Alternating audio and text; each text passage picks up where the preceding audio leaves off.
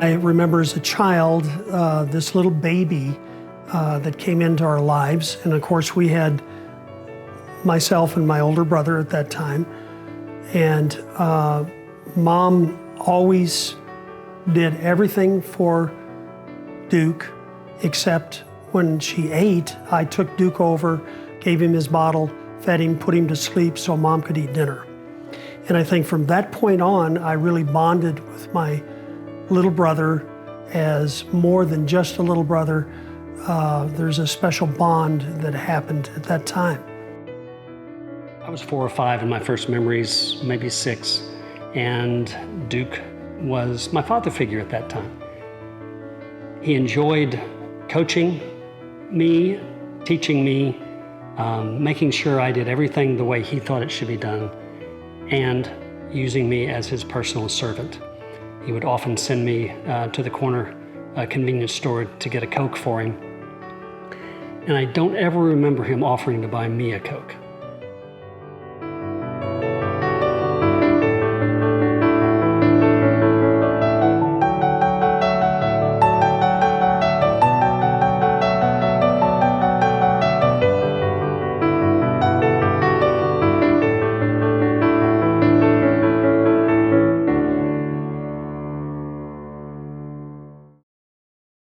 Anything that Duke thought of that he could mess with Eric had to do, and Eric did it willingly. So the only thing that we had a hard time doing is listening to Eric's jokes, because he told the worst jokes ever. Duke and I would just make faces at each other, but Mom wanted us to listen to Eric because he was the youngest boy. And then Ron and I married early, right out of high school. So Ron and I were 18 and 19, which put Duke 11, 12. And he was just a typical boy child, you know, but always very supportive of me, always wanted to be with Ron and I. He tried boxing and in Golden Gloves, and his first match, he knew he was in trouble when he hit this guy between the eyes and he didn't blink. And the next thing he knew, he was on the canvas. So Duke was, I think, quite proud of 2 or 3 landmark moments in his life. One was defending a friend when he broke a guy's nose in middle school and just after school just laid him on the ground. He felt proud that his early dreams of being a boxer went to good use. Always, always, always stood up for the underdog and stood up for the guy that was being picked on in school. I have to commend him for that. Was really, really strong in baseball. And he had, through high school and his 20s, that kind of slingshot arm that would throw a line drive from center field fence straight to second base, one hop at the pitcher's mound and into home plate. One of the classic moments where Duke was my caretaker, coach, and father figure. We were in the front yard throwing, and Duke believed that you never let up, even if I was 8 or 9, 10 years old. You play at his level, not at my level. And he was pushing hard. I throw a bad one. He sprints back and down the block to the Hurley's house, where it rolls 3 houses down.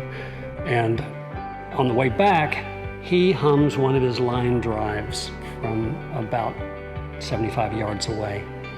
And I'm daydreaming. I'm facing him, but I'm daydreaming.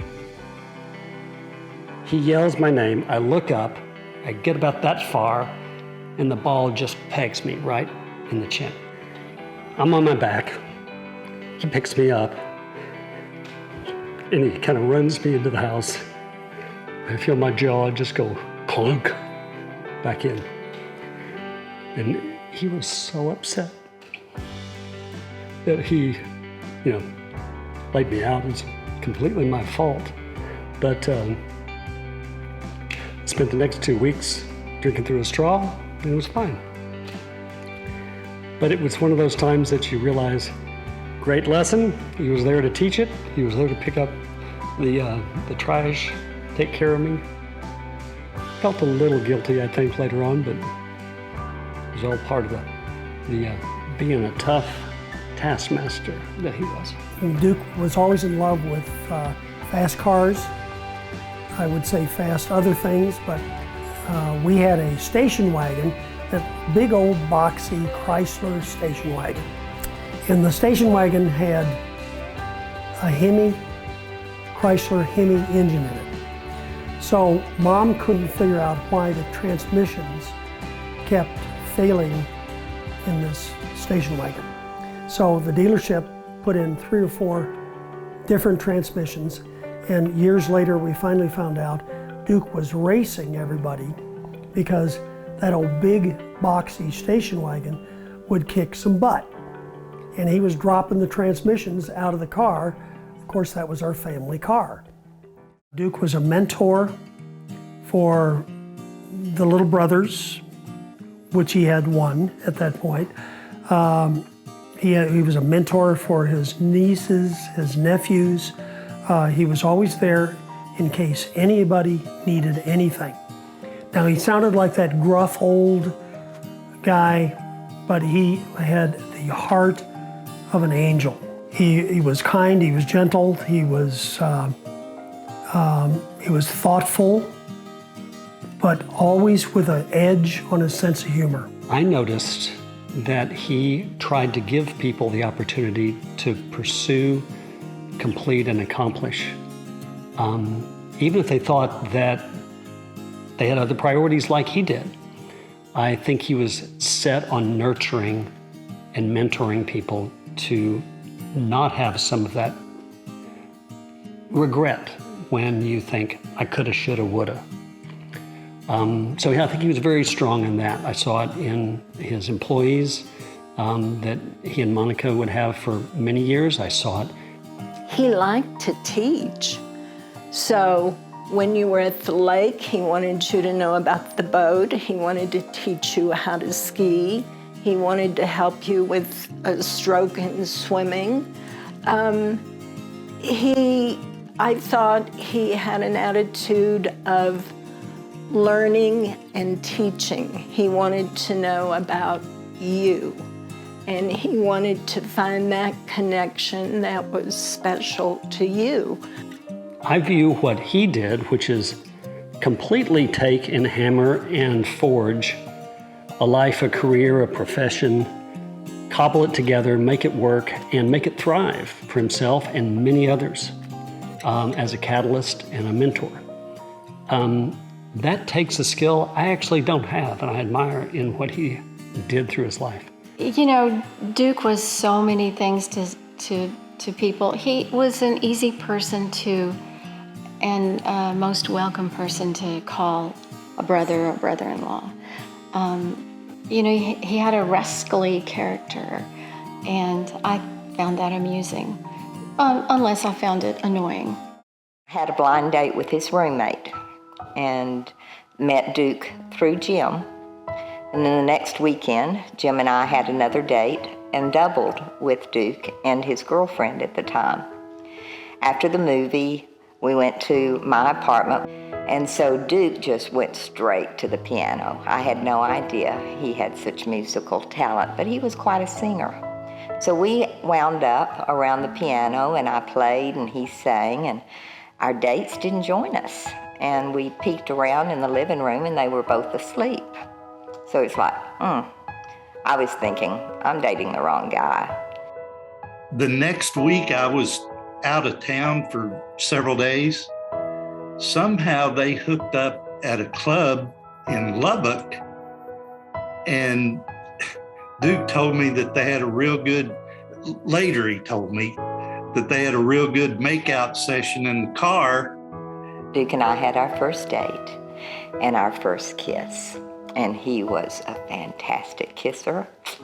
And whirlwind romance, 6 months later, he calls me from Providence, Rhode Island, where he was selling some things, and he says, come up here, let's get married in the oldest Episcopal church.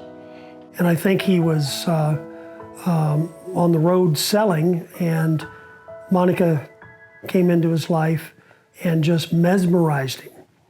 The love, the passion, the interest, the admiration for each other was overwhelming. When he met Miss Monica, he was smitten.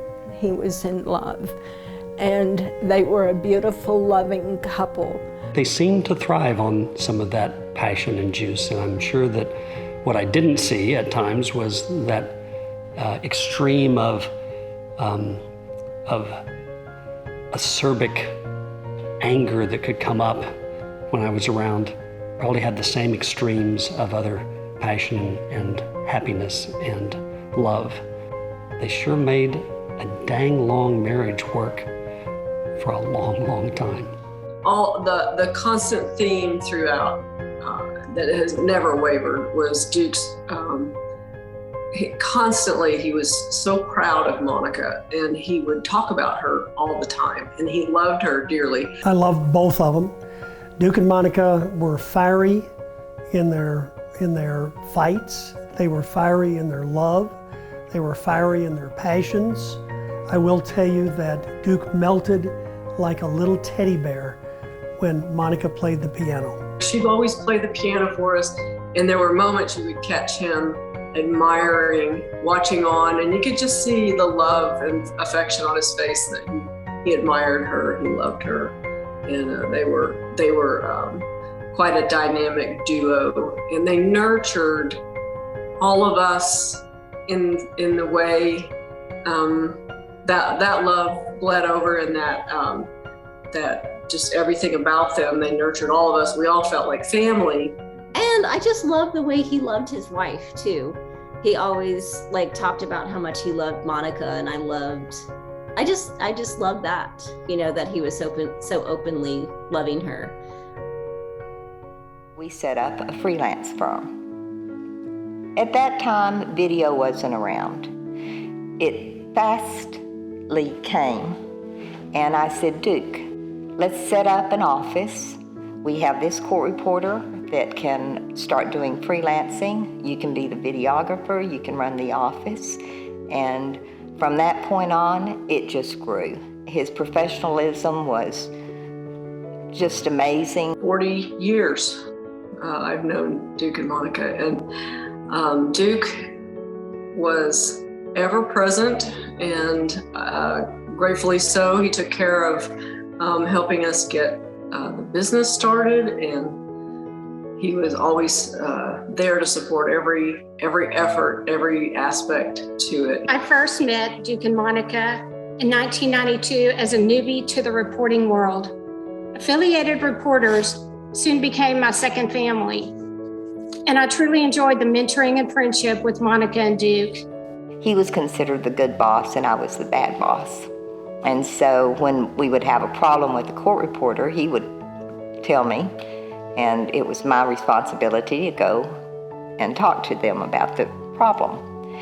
And then they would get mad at me and go to the good boss, and then Duke would set them straight, and they would listen to Duke. So that's how it came about, and it just grew. Since we didn't have children, y'all were our children.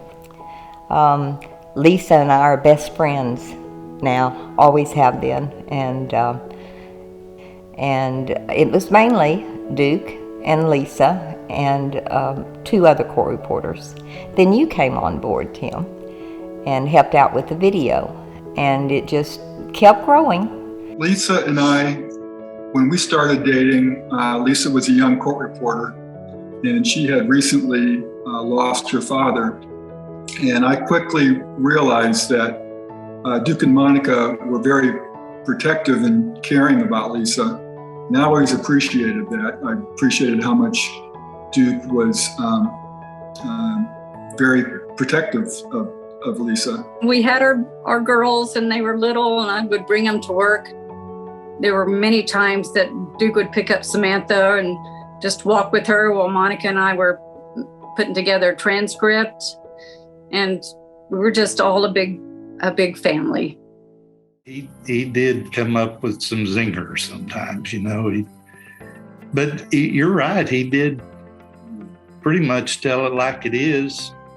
You know, some people I think saw that as grumpiness or something, but you know, he didn't pull any punches. Well, nieces, nephews, friends. He had a good relationship with everyone. He would certainly give you his opinion, unfiltered, usually, and some of it you liked, some of it you didn't like, but that was Duke. And he was right sometimes, he was wrong sometimes, but he always thought he was on point. He was a very funny guy. He could say the one-word zinger that you might have been thinking, but you would never say. It was a little inappropriate, but it was perfect and made everybody laugh. He was terrific with that.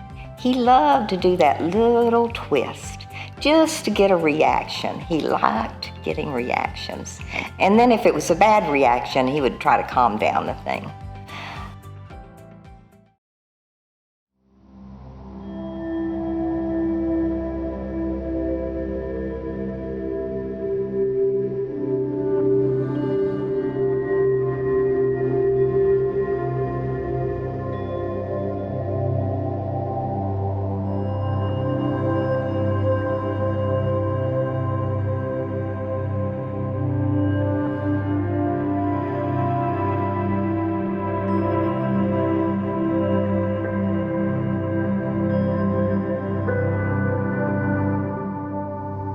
The lake home is all Duke and Monica.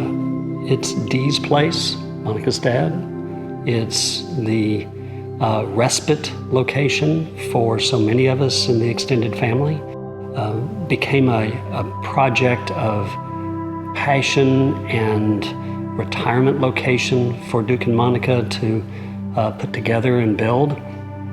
And like so many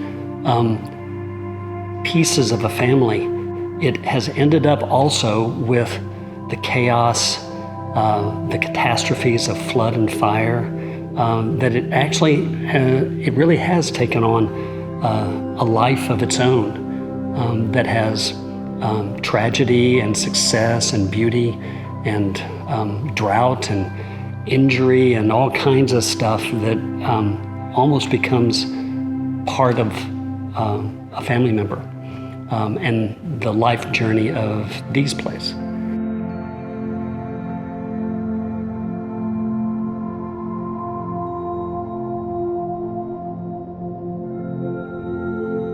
We started going out together, and Duke and Monica are one of the first people that Eric introduced me to, and it was here at the lake that we had a lot of fun together.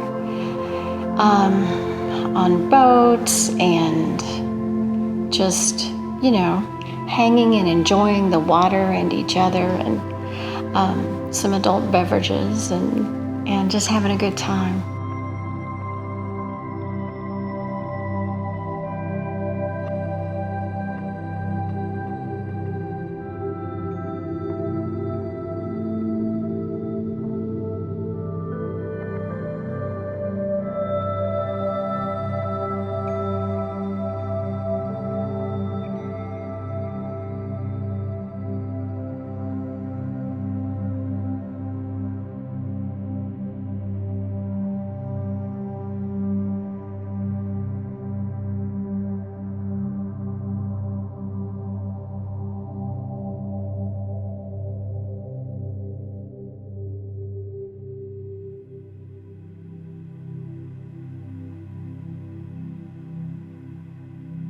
So Duke, to my complete surprise, attacked retirement from videography and court reporting business with this voracious art career. It's like, where the hell did that come from?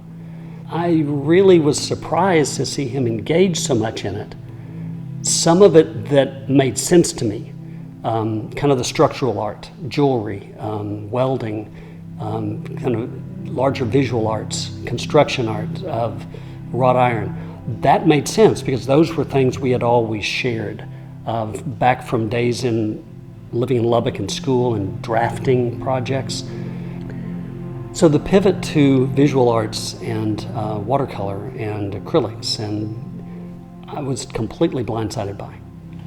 The creativity with which he does it and includes others was actually pretty comical. You know, the idea of seeing a pair of cute kids that he wants to paint and going and snapping a photo of him and thinking that the parents might have an opinion about this.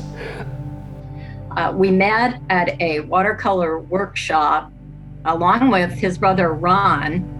And I don't know if we were the Three Musketeers, but it kind of felt that way. We just really hit it off. We had a lot of fun, a lot of laughs. And I would say one of his most wonderful attributes was how kind he was to everyone. He literally would walk around the room, take a look at everybody's paintings, make some very favorable comment. And believe me, that wasn't always easy to do, but he did do that. And I know that everyone there extends their condolences, and he will be missed greatly, is missed greatly, and will continue to be missed. Guess who became the mentor, though? It was actually Duke. I think I just loved his like outlook on life. He's just so curious about the world and very eager to mentor too. So we just had a lot of really good conversations about jewelry, about life. When I taught a class a couple of semesters, and he was one of the first to sign up for the class, and he really gave me a lot of support, through the class, which was really fabulous to have him in the front row. And so Duke's artistic dress in black and have a ponytail.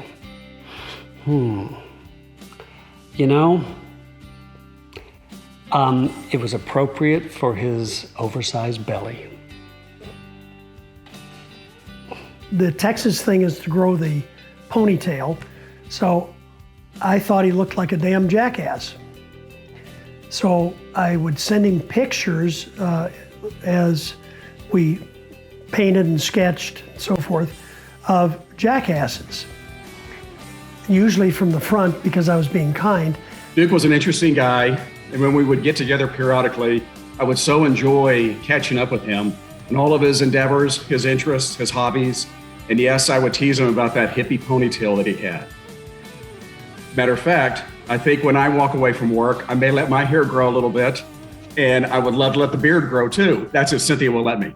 I think Duke was a complex person. As I reflect on that, the older I got, I used to think he was very simple. And he was the grumpy uncle that was a lot of fun if you could get into his calendar and get into his notice.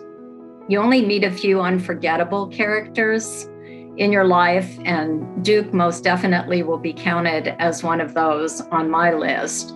He supported lots of people in a lot of ways, some quiet ways. One of the things I love about Duke is his generosity. Duke was one of my most favorite people in the world. I always had a question about business or life or things of that nature. I always made it a point that I wanted to bounce whatever I had off Duke.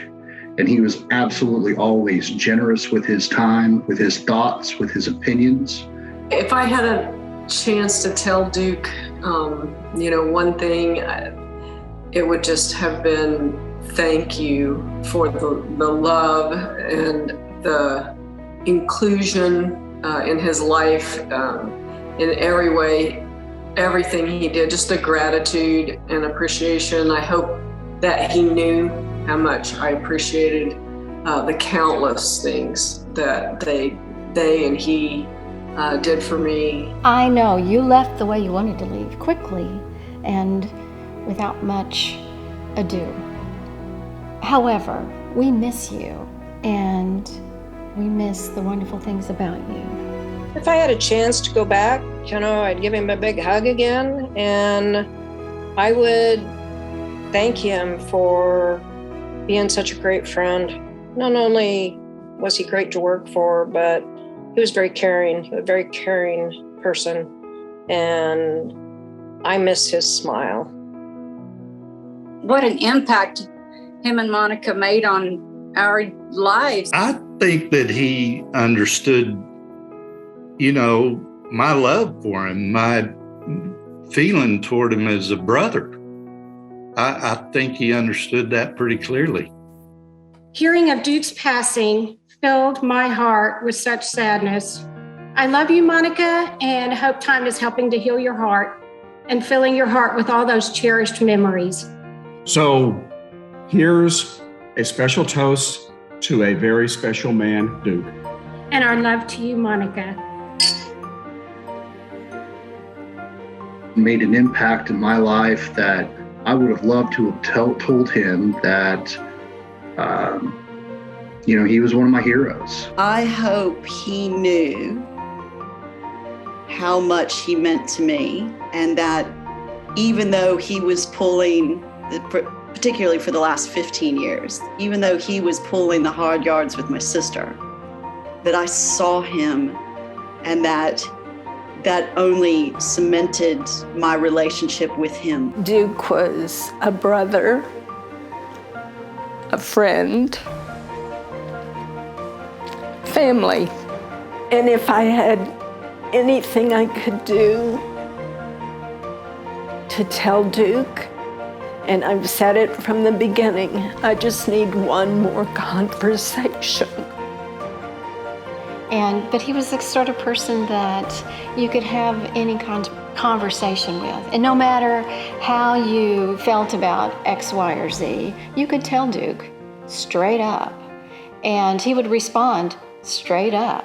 He was always the love of my life as a little brother. I tried to teach him all my bad habits. I loved him dearly. He was a special person in the world, and the world will miss him. I miss him every day, but I know he's with me. If you're listening, which you never listened to me, that's okay. Well, maybe you did. Okay. It's fair to say that the goal was to beat each other up at every opportunity we had, and I enjoyed that goal. And I certainly acknowledge that you were critical to making me the person I am, and thank you. He pretty well knew how much I loved him, and we said a lot of things the night before, but I miss your touch, Duke. I miss your kissing.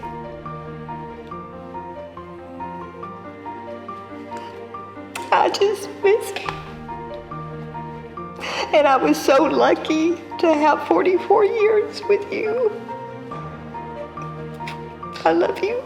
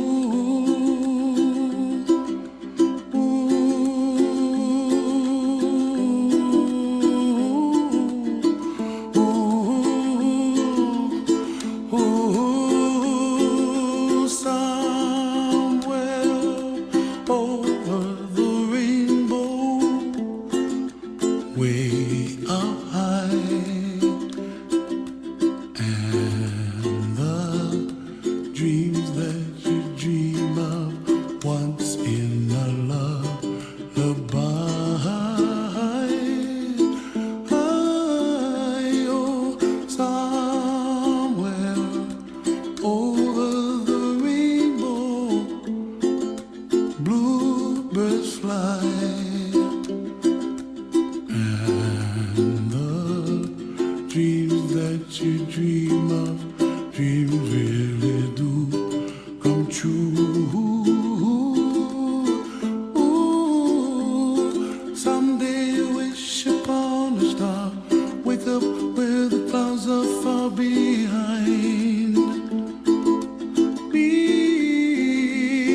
where trouble melts like lemon drops, high above the chimney top. That's where you find me, oh, somewhere over the rainbow. Bluebirds fly, and the dream that you dare to, oh why can't I? Well, I see trees of green and red roses too. I watch them bloom for me and you, and I think to myself, what a wonderful world. Well, I see skies of blue and I see clouds of white and the brightness of day. I like the dark and I think to myself, what a wonderful world. The colors of the rainbow, so pretty in the sky, are also on the faces of people passing by. I see friends shaking hands, singing, how do you do? They really say, I love you. I hear babies cry and I watch them grow. They'll learn much more than we'll know, and I think to myself, what a wonderful world. Someday I wish upon a star, wake up where the clouds are far behind. Be where trouble melts like a lemon drops, high above the chimney top. That's where you find me, oh, somewhere over the rainbow, way up high. And the dream that you dare to